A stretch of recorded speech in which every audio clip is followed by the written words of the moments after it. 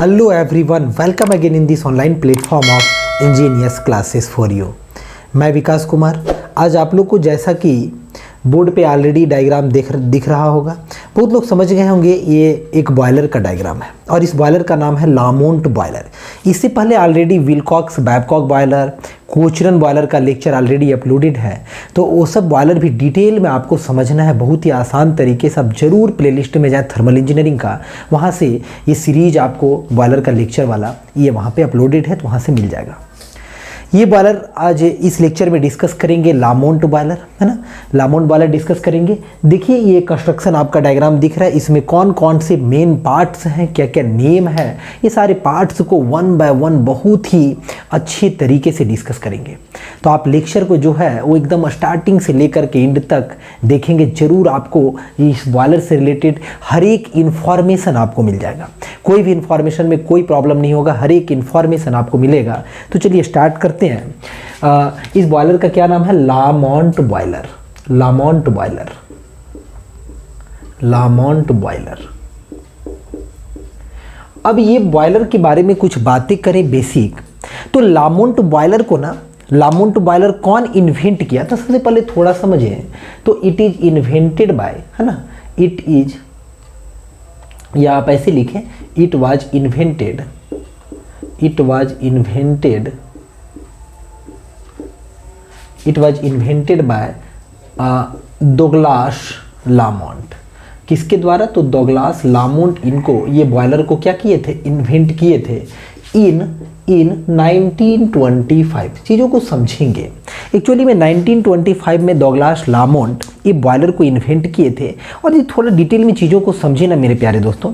तो ये बॉयलर को फर्स्टली इन्वेंट किया गया था शिप में यूज करने के, शिप में यूज करने के लिए। And firstly invented, and firstly invented, invented to use in ship. किसमें? इसको शिप में यूज करने के लिए फर्स्टली इन्वेंट किया गया था।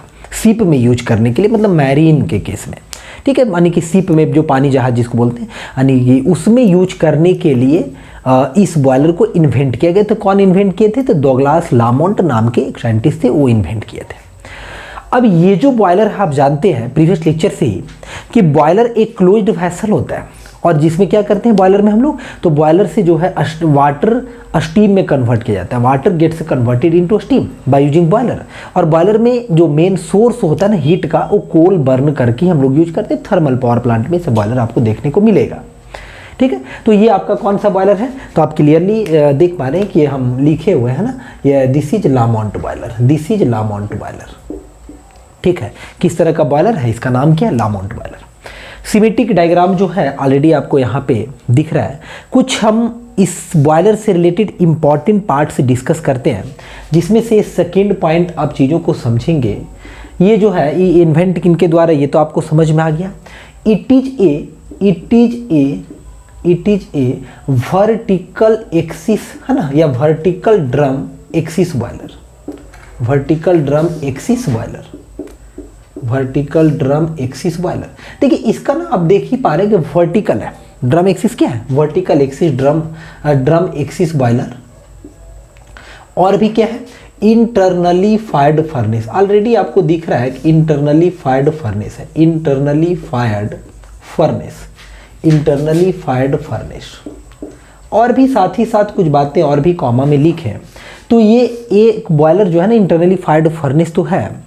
ये बॉयलर जो है वो हाई प्रेशर बॉयलर है। कैसा बॉयलर है? तो high pressure boiler, high pressure boiler. और भी इस बॉयलर के बारे में कुछ मेन पॉइंट है। जो पॉइंट है हाई प्रेशर बॉयलर तो हो गया। ये फोर्स्ड सर्कुलेशन बॉयलर है। फोर्स्ड सर्कुलेशन का मतलब हुआ जो भी सर्कुलेशन होता है ना by using this circulating pump होता है ना, by using this circulating pump. तो forced circulation boiler, forced circulation boiler है, फोर्स्ड सर्कुलेशन। आप कह सकते हैं वाटर ट्यूब बॉयलर। जो भी इंपॉर्टेंट पॉइंट्स था वो हम लिख दिए हैं, water tube boiler, water tube boiler. देखिए बहुत सारे इंपॉर्टेंट पॉइंट ना यहाँ पे लिखे हैं।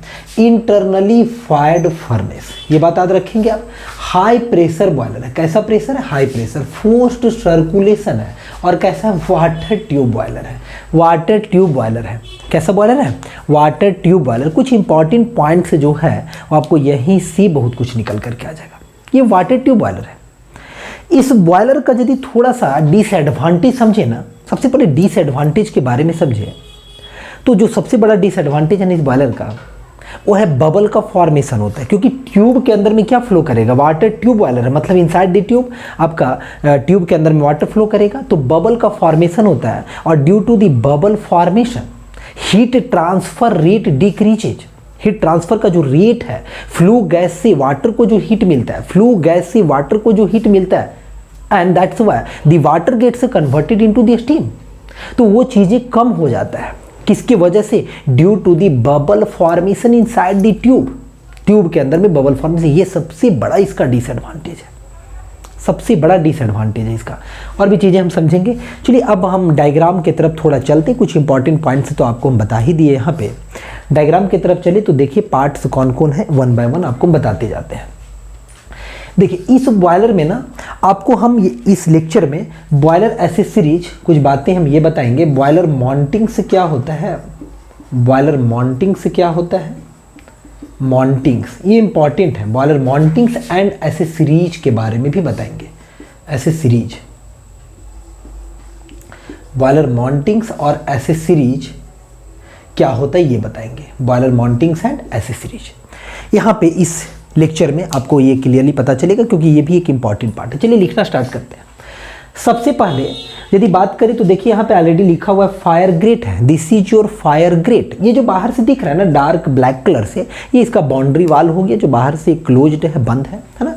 ये फायर ग्रेट है। फायर ग्रेट पे क्या होता है? तो फायर ग्रेट पे जो होता है ना, कोल होते हैं, मतलब कोयल मतलब क्या हुआ, सॉलिड फ्यूल यूज इसमें किया जाता है। इंटरनली फायर्ड फर्नेस आपको दिख रहा है। तो कोल का यहाँ पे क्या होगा? कोल बर्निंग होगा। यहाँ पे क्या होगा? कोल बर्निंग होगा मेरे प्यारे दोस्तों, कोल बर्निंग होगा।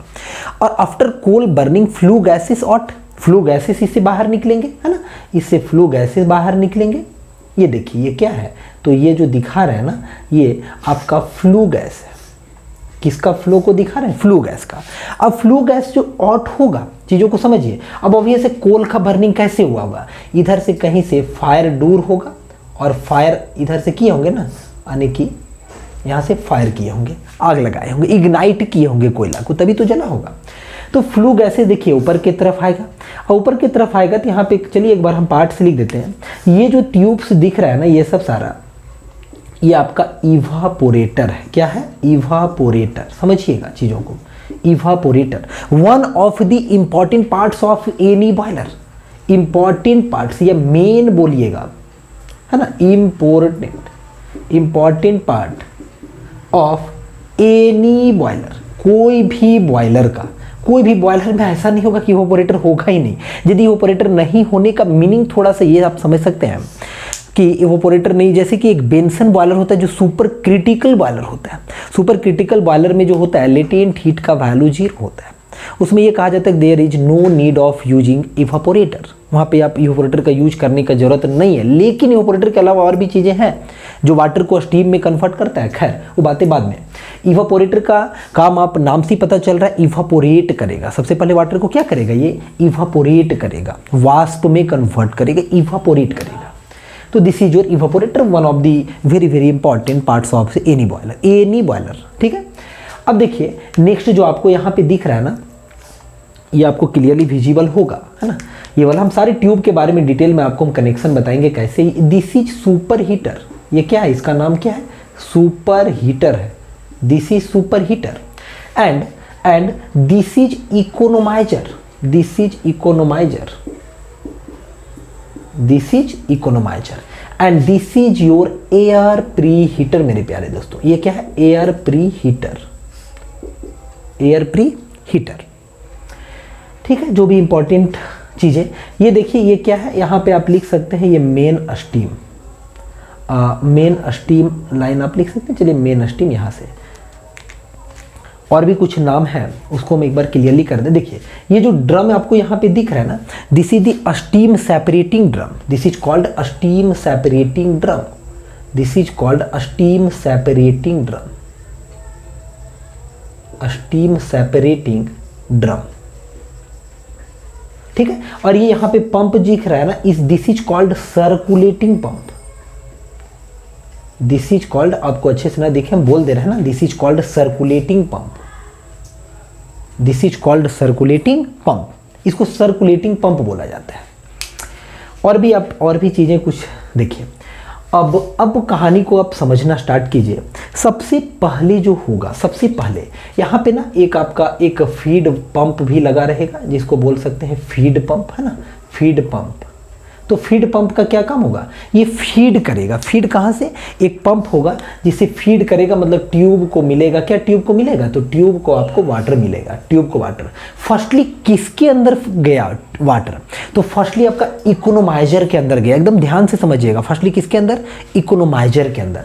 और इकोनोमाइजर से जो है, इकोनोमाइजर से वो आपका देखिए कहाँ पे जा रहा है, इकोनोमाइजर से कनेक्शन देखिए जरा आप यहाँ से, तो इकोनोमाइजर से स्टीम सेपरेटिंग ड्रम में आपको जाते हुए दिख रहा है। स्टीम सेपरेटिंग ड्रम के बाद जो है वो फर्दर, स्टीम सेपरेटिंग ड्रम के बाद जो फर्दर है वो फर्दर यहाँ से इससे होकर के आता है, क्या बोल सकते हैं आप, स्टीम सेपरेटिंग ड्रम से किस में आता है, इवापोरेटर में आता है। किस में आता है, इवापोरेटर में। देखिए डायरेक्शन हम यहाँ पे बना दे रहे हैं, इस तरीके से फ्लो करता है। ये हो गया, इवापोरेटर में फ्लो कर रहा है, ठीक है, इवापोरेटर में फ्लो कर रहा है। और इवापोरेटर में फ्लो के बाद चीज़ों को समझिए। अच्छा, इधर से डायरेक्शन होगा, सो सॉरी, ये डायरेक्शन जो है ये थोड़ा रिवर्स हो गया, डायरेक्शन इधर से होगा, है ना, क्योंकि इधर से आ रहा है ना। देखिए यहाँ से देखिए, इस लाइन को देखिए, ये लाइन बिल्कुल भी आपको दिख रहा है, इधर से होकर के इधर आया, ठीक है, इधर से होकर के ये इधर गया, है ना, फिर फाइनली जो है इधर होगा और इस डायरेक्शन में होगा। इसको ब्लैक से इसको हम अच्छे से कर देते हैं, है ना। चलिए, अब ये जो है देखिए बाहर किधर से निकल रहा है, चीज़ों को समझिएगा। यहाँ से देखिए, इससे होकर के इस ट्यूब से देखिए बाहर निकल रहा है ना, देखिए डायरेक्शन दिखा दिए। हुआ क्या, चीज़ों को समझिए। सबसे पहले इकोनोमाइजर में, इकोनोमाइजर के बाद नेक्स्ट इवापोरेटर में आता है। स्टीम सेपरेटिंग ड्रम का काम क्या है बताएंगे अभी। यहाँ से इकोनोमाइजर देखिए, इससे होकर के इधर से फ्लो किया, है ना, देखिए इधर से इससे ट्यूब के अंदर, क्योंकि वाटर ट्यूब बॉयलर है, इससे ये इस तरीके से फ्लो करना स्टार्ट किया। और यहाँ से फिर देखिए डायरेक्शन, और फिर से स्टीम सेपरेटिंग ड्रम में गया। और फाइनली स्टीम सेपरेटिंग ड्रम के बाद यहाँ पे स्टीम है, और देखिए कहाँ पे गया, इसका डायरेक्शन को जरा समझिए। तो डायरेक्शन से आपको पता चल जाएगा कि ये गया सुपर हीटर के अंदर, और सुपर हीटर के बाद मेन स्टीम बाहर निकला, और मेन स्टीम बाहर के बाद यहाँ पे आपका टरबाइन होता है। क्या होता है, यहाँ पे टरबाइन होता है। यहाँ पे T4 टरबाइन, और टरबाइन के बाद अल्टरनेटर, और वहाँ से इलेक्ट्रिसिटी जनरेट किया जाता है। अब कहानी को समझते हैं थोड़ा। सबसे पहले फायर ग्रेट के पास यहाँ पे कोयला बर्न हुआ, तो कोयला बर्न होने से क्या होगा, तो कोयला बर्न होने से जो है वो फ्लू गैसेस आउट होगा। और फ्लू गैसेस जो है वो ट्यूब नज़र आ रहा है आपको, ट्यूब से होकर के ना सबसे पहले किसके कांटेक्ट में आया, इवापोरेटर के ट्यूब के कांटेक्ट में आया। तो इवापोरेटर से हीट एक्सचेंज हुआ, देखिए इस तरह से इवापोरेटर से हीट एक्सचेंज हुआ, और ये जो है ऊपर की तरफ फ्लो हो गया। ऊपर की तरफ सारा फ्लू गैसेस फ्लो कर गया। देखिए ऊपर की तरफ सारा फ्लू गैसेस क्या हो गया, फ्लो कर गया। और फ्लो करने के बाद फर्दर किसके कांटेक्ट में आया, तो फर्दर जो है वो सुपर हीटर के ट्यूब के कांटेक्ट में आया। ये सब सारे ट्यूब है उसके कांटेक्ट में आया। और फिर फर्दर किसके कांटेक्ट में आया, इकोनोमाइजर के ट्यूब के कांटेक्ट में, क्योंकि वाटर ट्यूब बॉयलर का मतलब होता है कि वाटर ट्यूब के अंदर होगा और जो फ्लू गैसेस होगा सर्कुलेट करेगा। सर्कुलेट का मतलब जो ब्लू कलर से दिखा रहे हैं ना ऊपर की तरफ शिफ्ट करते हुए, वो डायरेक्शन दिखा रहे हैं, हाँ उससे होकर के ही पास कर रहा है एक्चुअली में। और फिर फाइनली आप यदि देखें तो एयर प्री हीटर से होकर के पास करता है, और ये फिर जो है ना, ये फिर जो है वो आउट हो जाता है कहाँ से, इसको आप बोल सकते हैं चिमनी, इसको आप चिमनी बोल सकते हैं। चिमनी से होकर के एटमॉस्फेयर में, मतलब बाहर निकल गया। कहाँ निकल गया, बाहर निकल गया। हीट एक्सचेंज कितने प्लेस पे हुआ, आप कहेंगे हीट एक्सचेंज इवापोरेटर में मिला, सुपर हीटर को मिला, इकोनोमाइजर को मिला, एयर प्री हीटर को भी मिला, एयर प्री हीटर को भी मिला। अब थोड़ा सा यहाँ पे कहानी को समझिएगा कैसे कैसे चीज़ें हुआ है। सबसे पहले इकोनोमाइजर में पानी आया। अब वाटर आने के बाद इकोनोमाइजर के ट्यूब से होकर के फ्लू गैसेस पास कर रहा है, और ये चिमनी से होकर के आउट हो रहा है। तो फ्लू गैसेस जब इकोनोमाइजर से पास कर रहा है, तो इकोनोमाइजर जो है ना वो बॉयलर का एसेसरीज है एक्चुअली में। तो बॉयलर का एसेसरीज का हम यहाँ नाम लिखे हैं, जैसे होता है ना मोबाइल वगैरह खरीदते हैं या कोई भी चीज़ तो एसेसरीज दिया जाता है, हेडफोन वगैरह भी। ऐसी बॉयलर का एक गहना है, ऑर्नामेंट से आप कह सकते हैं, एसेसरीज है। एसेसरीज में जो है वो पहला एसेसरीज का नाम है इकोनोमाइजर। पहला एसेसरीज का क्या नाम है, इकोनोमाइजर, दूसरा का नाम है सुपर हीटर, सुपर हीटर, दूसरा का क्या नाम है? Super heater. थर्ड का नाम है air pre heater, air pre heater, air pre heater. और फोर्थ का नाम है फीड पंप, फीड क्या? फीड पंप नाम है। ये तीन जो शुरू का है ना, ये हीट एक्सचेंजर है। ये सब क्या है? Heat exchanger. हीट एक्सचेंजर का मतलब क्या होता है? हीट एक्सचेंजर का मतलब हुआ कि इससे होकर के हीट पास करेगा, इससे होकर के हीट पास करेगा तो एक्सचेंज कर देगा। जैसे ट्यूब के अंदर में, इकोनोमाइजर के ट्यूब के अंदर में नॉर्मली पानी गया, इकोनोमाइजर के ट्यूब के अंदर में नॉर्मल वाटर गया, तो हीट गेन किया वाटर और लगभग 10-15 डिग्री सेल्सियस पानी का टेम्परेचर को बढ़ा देता है। अब बढ़ाने के बाद फिर से स्टीम सेपरेटिंग ड्रम में लाए और यहाँ से तुरंत में वो जो 10-15 डिग्री बढ़ा था उसी को जस्ट आउट कर लिया जाता है, मतलब बाहर निकाल लिया जाता है। उसी को क्या करते हैं? जस्ट आउट कर लिया जाता है, मतलब बाहर निकाल लिया जाता है। और बाहर निकाल करके फर्दर जो है चीज़ों को समझिएगा। इकोनोमाइजर के बाद कहाँ पे? तो इकोनोमाइजर के बाद यहाँ से हम आपको बता रहे हैं, एक चीज़ यहाँ पे लिख करके बता रहे हैं, इकोनोमाइजर के बाद जो गया ना वो इवापोरेटर में गया। समझिएगा कैसे कैसे गया है। ये किसका फ्लो है? ये वाटर का फ्लो कौन दिखा है? यहाँ पे 10-15 डिग्री सेल्सियस बढ़ गया इकोनोमाइजर में, इवापोरेटर में गया तो इवापोरेटर को सबसे ज़्यादा हीट मिला है, क्योंकि देखिए जस्ट आपका फर्नेस के बगल में है, बहुत ज़्यादा हीट मिला होगा। तो यहाँ पे फिर इवापोरेट कर गया, वो जो 10-15 डिग्री बढ़ा था इवापोरेट कर गया। फिर इवापोरेटर के बाद ये जाता है सुपर हीटर में, और सुपर हीटर के बाद फर्दर वो स्ट्राइक करता है किसके ऊपर? टरबाइन के ऊपर। ये कनेक्शन होता है। तो इकोनोमाइजर से गया किस में? इवापोरेटर में। फिर इवापोरेटर में इवापोरेट कर गया। सपोज कीजिए एक नॉर्मली 20 डिग्री सेल्सियस पे पानी यहाँ से आया, इकोनोमाइजर में गया, 10-15 बढ़ गया, मतलब 30-35 हो गया। अब 30-35 वाला इवापोरेटर में जाएगा, यहाँ पे हो जाएगा आपका 150-200 डिग्री सेल्सियस इवापोरेटर में।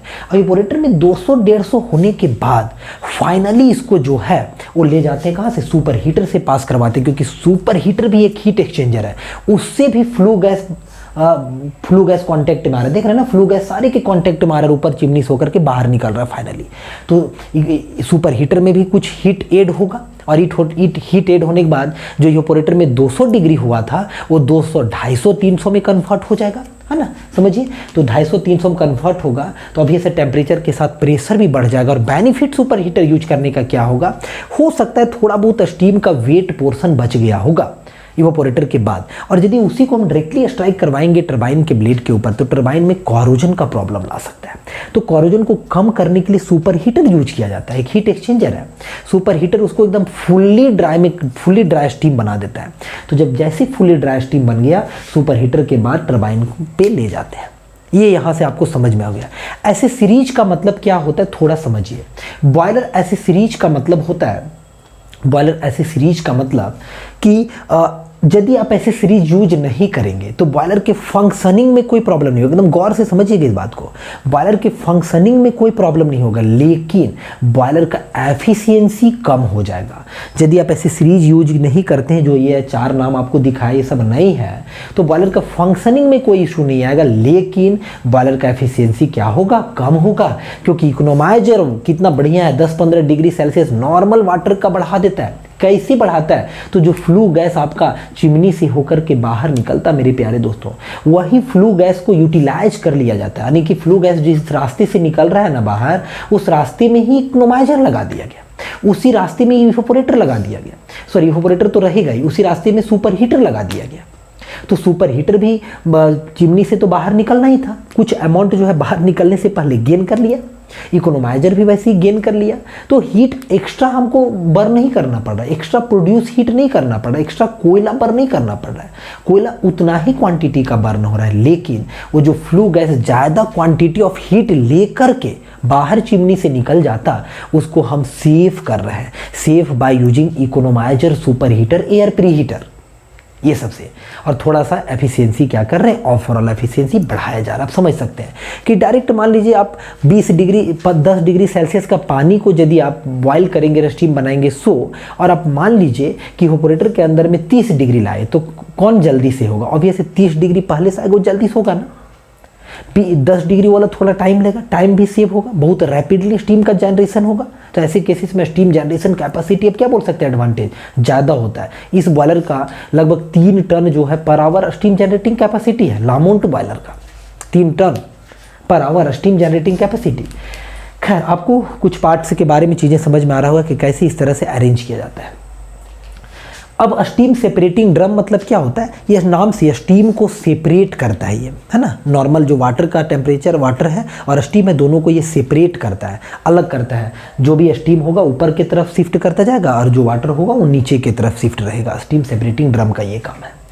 अब देखिए लास्ट वन एक ये है एयर प्रीहीटर। समझिए एक्चुअली में आप कोयला जल रहा है ना, देखिए ध्यान से कोयला जल रहा है, यहाँ पे इंटरनली फायर्ड फर्नेस है। कोयला यदि यहाँ पे बर्न होगा तो कोयला बर्न होने के लिए विदाउट एयर क्या बर्निंग पॉसिबल है, क्या कंबसन पॉसिबल है विदाउट एयर? नहीं पॉसिबल है, कभी भी नहीं पॉसिबल है। तो एयर चाहिए। यदि आप नॉर्मल एयर मतलब कोल्ड एयर का फ्लो करवाते हैं, नॉर्मल बाहर का एयर का फ्लो करवाते हैं फर्नेस में, तो क्या होगा, थोड़ा कोयला जलने में ना टाइम ज़्यादा लेगा, उतना रैपिडली नहीं बर्न हो पाएगा। लेकिन यदि आप यही फ्लू गैस बेचारा, ये फ्लू गैस ही देखिए चिमनी बाहर निकल रहा है, वेस्ट जा रहा है ना, वेस्ट जा रहा है ना। यदि हम वेस्ट जाने से पहले रास्ते में एक एयर प्रीहीटर लगाते जो मैकेनिकल हीट एक्सचेंजर है, जो मैकेनिकल हीट एक्सचेंजर है, तो क्या करेगा ये, देखिए क्या करेगा ये, क्या करेगा कि यहाँ पे एक आप लगा देंगे, एक फ़ैन लगा देंगे। क्या यूज कर लेंगे, एक फ़ैन यूज कर लेंगे और फैन के थ्रू जो है वो एयर क्या होगा, यहाँ से इन होगा। जब एयर इन होगा तो एयर इन होने के बाद किस में जाएगा, एयर प्रीहीटर में जाएगा। एयर प्रीहीटर, एयर को पहले ही हीट कर लेना है। कहाँ जाने से पहले, फर्नेस तक, कंबसन चैम्बर तक जाने से पहले हीट करना एयर प्रीहीटर का काम है। Air preheater is your mechanical heat exchanger. तो एयर प्रीहीटर से देखिए हीट जो है, मतलब एयर जो है वो 5-10 डिग्री तक हीटअप हो जाता है। देखिए फिर इस पाइपलाइन से, ध्यान से समझिए इस पाइपलाइन को, ये पाइपलाइन से होते हुए देखिए कहाँ पे आया, कहाँ पे आया, इस पाइपलाइन से होते हुए फर्नेस के पास आया। ये पाइपलाइन जो साइड से आपको दिख रहा है फर्नेस के पास। अब 5-10 डिग्री टेम्परेचर एयर का बढ़ा हुआ है, बहुत बढ़िया बात है, बॉयलर का एफिशिएंसी ओवरऑल बढ़ा देगा, पूरा थर्मल पावर प्लांट का एफिशिएंसी ओवरऑल बढ़ा देगा, क्योंकि फर्नेस के पास आप हॉट गैस, हॉट एयर को ला रहे हैं, हॉट एयर का फ्लो करवा रहे हैं। अब हॉट एयर का फ्लो होगा तो रैपिडली बर्न होगा। जो नॉर्मल एयर आता, जो नॉर्मल टेम्परेचर पे एयर आता, उसके कंपैरिजन में हॉट एयर आएगा तो ऑब्वियस है कि कुछ टाइम सेव होगा, बहुत रैपिडली बर्निंग होगा कोयला का। उम्मीद है कि एयर प्रीहीटर का मतलब भी समझ में आ गया। अब देखिए एयर प्रीहीटर नहीं हटाएंगे तो नॉर्मल सा आएगा। यदि इकोनोमाइजर यहाँ से हटा देंगे, 5-10 डिग्री जो पहले गर्म हो जा रहा था वो डायरेक्ट आपका इवोपोरेटर में जाएगा थोड़ा टाइम। तो ये सबको हटाने से कुछ नहीं होगा, इवोपोरेटर को नहीं हटाना है, इवोपोरेटर तो रहेगा ही, किसी भी बॉयलर बोलने का मतलब इवोपोरेटर रहेगा उसमें। ये सबको यदि आप हटा देंगे तो एफिशिएंसी क्या कर जाएगा, डिक्रीज कर जाएगा। यदि यूज करेंगे तो एफिशिएंसी क्या कर जाएगा, इंक्रीज कर जाएगा। तो याद रखेंगे एसेसरीज फंक्शनिंग में कोई इंपॉर्टेंट रोल प्ले नहीं करता है ना। The accessories not plays very important role in functioning of the boiler, but it effectively increases the efficiency of overall thermal power plant, है ना। ये इंक्रीज करता है ओवरऑल थर्मल पावर प्लांट का एफिशिएंसी। अब देखिए कुछ बातें हैं यहाँ पे, जैसे कि बॉयलर मॉन्टिंग्स के बारे में, थोड़ा हम बॉयलर मॉन्टिंग्स के बारे में भी समझ लेते हैं कि बॉयलर मॉन्टिंग्स यहाँ से मिटाते हैं थोड़ा। देखिए बॉयलर मॉन्टिंग्स इसमें बता दिया आपको, यहाँ पे मॉन्टिंग्स बहुत ज़्यादा नहीं दिखेगा लेकिन और भी बॉयलर में यूज हुआ है। इसमें भी एक्चुअली में होता है, सारे चीज़ शो नहीं किया गया है क्योंकि एक सिमेट्रिक डायग्राम से जो मेन चीज़ें हो रहा है उसको देख रहे हैं हम लोग। तो मॉन्टिंग्स में क्या क्या होता है आप याद रखेंगे, बहुत सारे बॉयलर में आपको ऑलरेडी बताए हैं। मैन हॉल को मॉन्टिंग्स में रखा जाता है, इसमें भी मैन हॉल होता है ताकि इसमें भी जो प्रॉब्लम आएगा उसको ठीक करेगा। मैन हॉल हो गया आपका, ब्लो ऑफ कॉक हो गया, है ना, ब्लो ऑफ कॉक हो गया, ठीक है। ये सेडिमेंट्स इम्प्योरिटीज वगैरह को बाहर करता है, मैन हॉल के थ्रू जा करके वर्कर जो है इसमें जो भी प्रॉब्लम है उसको रेक्टिफाई करता है, ठीक करता है। और भी आपका हो गया, जैसे कि आप क्या बोल सकते हैं, आपका मैन हॉल हो गया, क्या हो गया, ब्लो ऑफ कॉक हो गया, ये सब क्या है आपका, जैसे वाटर लेवल इंडिकेटर हो गया, है ना। ये सब जो आपका है वाटर लेवल इंडिकेटर जो वाटर को दिखाते रहता है, वाटर लेवल को। और भी हो गया जैसे प्रेशर गेज हो गया, बॉर्डन प्रेशर गेज PG, SSV हो गया, स्टीम स्टॉप वॉल्व हो गया आपका, SB हो गया, SB का मतलब सेफ्टी वॉल्व हो गया आपका, है कि नहीं है, सेफ्टी वॉल्व हो गया, स्टीम स्टॉप वॉल्व, PG हो गया, ETC। ये सब जो है और भी नाम है, ये सब बॉयलर मॉन्टिंग्स है। अब बॉयलर मॉन्टिंग का मतलब क्या होगा, ये हर एक बॉयलर में मॉन्टेड होता है, इस बॉयलर में भी है। बॉयलर माउंटिंग से होगा। क्यों होगा? क्योंकि माउंटिंग का काम है, ये कोई एफिशिएंसी वगैरह पे कोई इफेक्ट नहीं आएगा। यदि नहीं रहेगा ना, ये सेफ्टी पॉइंट ऑफ व्यू से यूज किया जाता है। यदि प्रेशर गेज नहीं है बॉयलर में और pressure with in limiting condition he always है, सोचिए ऐसा boiler with in limiting condition always है, तो उस कंडीशन में कोई प्रॉब्लम नहीं है, कोई प्रॉब्लम नहीं है। लेकिन प्रेशर गेज नहीं रहने से तब प्रॉब्लम आएगा ना जब विद इन लिमिटिंग कंडीशन के बियॉन्ड होगा, क्योंकि जब बियॉन्ड हो रहा है तो आप प्रेशर गेज नहीं है, खराब है, तो उसको देख नहीं पाएंगे ना, पता नहीं चलेगा, बॉयलर का ब्रस्ट होने का चांसेस है। आप प्रेशर गेज से प्रेशर मेजर कर लेते, आपको पता होता है कि इस बॉयलर का लिमिटिंग वैल्यू ये है, तो उस लिमिट से ऊपर जाएगा तो आप कुछ वहाँ पे सेटअप करेंगे, कुछ आप प्रेशर को रिलीज कर देंगे, है ना, प्रेशर रिलीजिंग वॉल्व ओपन करके, सेफ्टी वॉल्व ओपन करके। तो ये सब नहीं रहने से बॉयलर का फंक्शन में कोई प्रॉब्लम नहीं आना है, मतलब बॉयलर को सेफ्टी पॉइंट ऑफ व्यू से है, सेफ्टी पॉइंट ऑफ व्यू से कोई फंक्शन में कोई ये सब से भी कोई प्रॉब्लम नहीं आएगा, है ना, ये सब से भी कोई प्रॉब्लम नहीं आएगा। लेकिन सेफ्टी पॉइंट ऑफ व्यू से ये जरूरी है, बॉयलर पे ये माउंटिंग होता है। हाँ, ये सब यूज करने से बॉयलर का बॉयलर का एफिशिएंसी पे कोई फर्क नहीं पड़ता। यूज करें या यूज ना करें, एफिशिएंसी आपका वही रहेगा, एफिशिएंसी कांस्टेंट रहेगा, लेकिन आपका सेफ्टी पॉइंट ऑफ व्यू से काफ़ी इंपॉर्टेंट है। और ये हर एक बॉयलर में होता ही है, क्योंकि सबसे पहले हम लोग कहीं भी कुछ भी करते हैं ना, तो सेफ्टी को मेजर करते हैं। सबसे पहले हम लोग को सेफ्टी देखना होता है कि आखिरकार क्या सेफ्टी है। उम्मीद है यहाँ तक बातें आपको समझ में आ रहा होगा। देखिए, अब कुछ इस बॉयलर के बारे में यदि आप समझें ना कि एडवांटेज और डिसएडवांटेज, तो इस बॉयलर का एडवांटेज में फर्स्ट आप लिख लेंगे कि पहला एडवांटेज है, ईजिली इसको स्टार्ट किया जा सकता है। It can be easily started, बहुत आसानी से आप इसको स्टार्ट कर सकते हैं, नो इशू। और क्या है, it's design is very simple, देख पा रहे हैं ना, बहुत ही सिंपल है, it's design is very simple. और भी क्या एडवांटेज है, तो देखिए इसमें 50 टन पर आवर स्टीम का जनरेशन होगा, लगभग 50 टन पर आवर स्टीम का जनरेशन हो सकता है। ये भी इसका एडवांटेज है। कंस्ट्रक्शन वगैरह, वर्किंग वगैरह जो है वो बहुत ही ईजी है, आसान तरीके से आप चीज़ों को समझ सकते हैं, ये भी इसका एडवांटेज है। सबसे बड़ा डिसएडवांटेज का यदि बात करें तो एक बार हम पहले भी बताए स्टार्टिंग में, बबल का फॉर्मेशन होता है, क्योंकि ट्यूब के अंदर में आपका स्टीम वगैरह सारा चीज़ फ्लो करता है, वाटर वगैरह, तो बबल का फॉर्मेशन होता है। तो बबल का फॉर्मेशन की वजह से हीट ट्रांसफ़र रेट डिक्रीज कर जाता है, ये इसका सबसे बड़ा डिसएडवांटेज है। एडवांटेज में एक ये भी लिख लेंगे आप कि हीट ट्रांसफ़र रेट जो होता है ना, वो ज़्यादा होता है। हीट ट्रांसफ़र रेट क्या होता है? ज़्यादा होता है। लेकिन वही डिसएडवांटेज में हीट ट्रांसफ़र रेट डिक्रीज कर जाता है, क्योंकि बबल का फॉर्मेशन होता है, और one of the severe problem of this Lamont boiler. उम्मीद है कि ये बॉयलर से रिलेटेड आपको एक एक पॉइंट बाय पॉइंट हर चीज़ समझ में आएगा, और आप ओवरव्यू टाइप का बॉयलर माउंटिंग्स और एक्सेसरीज के बारे में भी अच्छे से देख पाए होंगे। मिलते हैं नेक्स्ट लेक्चर में। आप लेक्चर को लाइक करें, अच्छा लगे तो आप लाइक करें, ज़रूर लाइक करें। कमेंट बॉक्स में अपना प्यारा सा कमेंट मेरे लिए ज़रूर रखें कि आपको कैसा लग रहा है। आप चैनल पे नए होंगे, ज़रूर चैनल को सब्सक्राइब करें, बेल आइकन को प्रेस करके रखें, ताकि मेरा वीडियो जैसे अपलोड हो आपके तक नोटिफिकेशन सबसे पहले पहुँचे। So dear, thank you for watching.